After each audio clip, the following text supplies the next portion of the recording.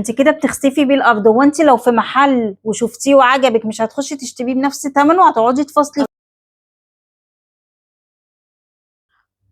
ايه ده؟ مين؟ تلاقيه المندوب. الو. ايوه انا. تحت البيت. حاضر، ثانيه واحده هنزل لحضرتك. ماشي ماشي، انا نازله اهو. ماشي.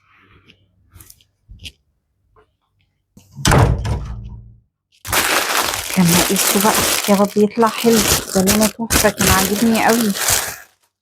الماتيريال بتاعته تحفه.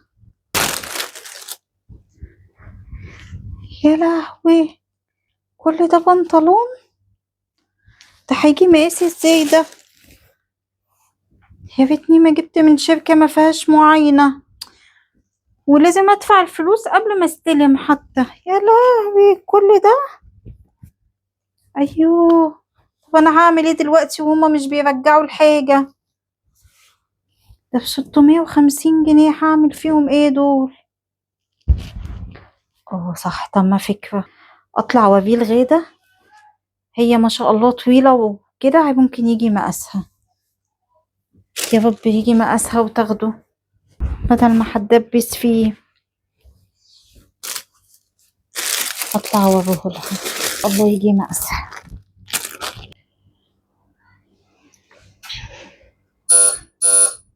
فاطمة افتحي الباب لو سمحت.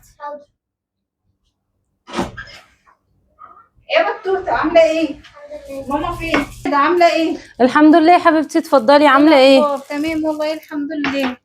حاولت عليكي وانا نازلة الصبح ما لقيتكيش. تلاقيني كنت بجيب حاجات من تحت. يلا ربنا يقويكي يا رب. اعمل لك شاي؟ ماشي. انا بشرب شاي بلبن، اعمل لك بلبن؟ لا اعمل شاي احمر. احمر؟ طب ثواني. شفتي اللي حصل لي يا غدا؟ طلبت اوردر بصوت، وبعد ما جالي طلع كبير عليا. والشركه دي اصلا الاونلاين ده انا مش هطلبه تاني. حول الله يا رب، ليه كده؟ الشركه دي لازم ابعت لهم الفلوس قبل ما يجيبوا لي الاوردر. هم انواع، في ناس كده. ومفيش ترجيع. لا ما انت كده دفعت لهم، هم بيجوا يدوا لك الاوردر وخلاص وخد بعضه ومشي. يا حول الله يا رب. ودبست فيه طلع كبير. بصي قلت اوريهولك يمكن كده لعل وعسى يجي مقاسي. طب وريهولي كده يا زوز. طلع كبير قوي عليا. معقولة؟ ما كنتش طالبة المقاس مظبوط ولا ايه؟ طلبته لافج. ده اللافج بتاعه طلع قد كده. بصي الجاكيت قد ايه. قلت لو طالعه بقى مقاسك كده تاخديه ولا حاجه، وانا بنزل اجيب حاجه بداله. هو لونه تحفه والله، كان عاجبني قوي.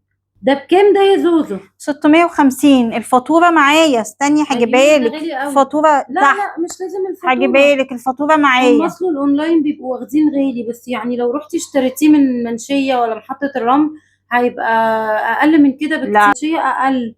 لا والله يا غيدة، ده هو عشان ماركته كويسة فعشان كده سعره كويس، يعني سعره بالنسبة لي كويس. لو بالسعر ده خليل هيبهدلني. بس يا غيدة انا لسه جايباه حالا، يعني مفيهوش اصل هما بيبقوا واخدين فلوس كتير في شركات الشحن. بصي انا هاخده منك ب 350.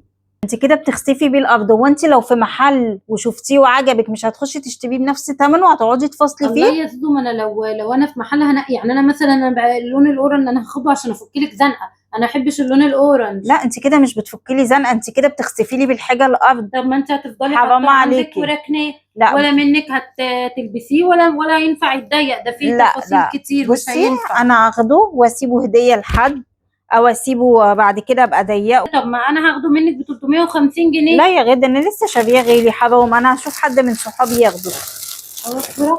حرام، يعني الحاجه لسه جايباها. انت لو في مكاني والحاجه قدامك وعجباكي عمرك ما هتخسفي بيها الارض كده.